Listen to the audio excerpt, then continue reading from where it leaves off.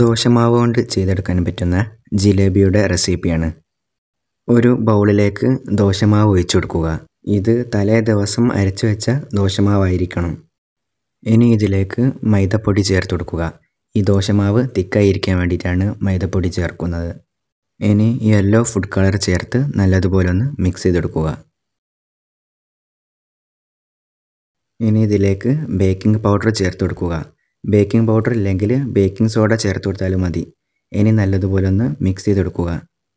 ഇനി sugar syrup ഉണ്ടാക്കാൻ വേണ്ടിയിട്ട് ഒരു പാനിലേക്ക് പഞ്ചസാര ഇട്ട് കൊടുക്കുക. കുറച്ച് വെള്ളവും ഒഴിച്ച് തിളപ്പിച്ച് ഈ പഞ്ചസാര ഒന്ന് അലിയിച്ചെടുക്കുക.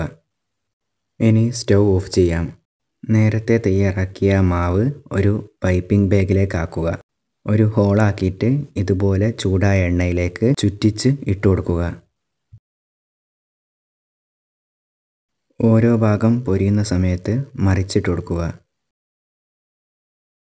രണ്ട് ഭാഗവും പൊരിഞ്ഞ ശേഷം എണ്ണയിൽ നിന്നും എടുത്ത് ഈ ചൂടോട് കൂടെ തന്നെ ഷുഗർ സിറപ്പിലേക്ക് ഇട്ട് കൊടുക്കുക. 5 മിനിറ്റിന് ശേഷം ഇതിൽ നിന്നും മാറ്റാം. ഇപ്പോൾ നമ്മുടെ നല്ല ജ്യൂസി ആയിട്ടുള്ള ജിലേബി ഇവിടെ റെഡി ആയിട്ടുണ്ട്.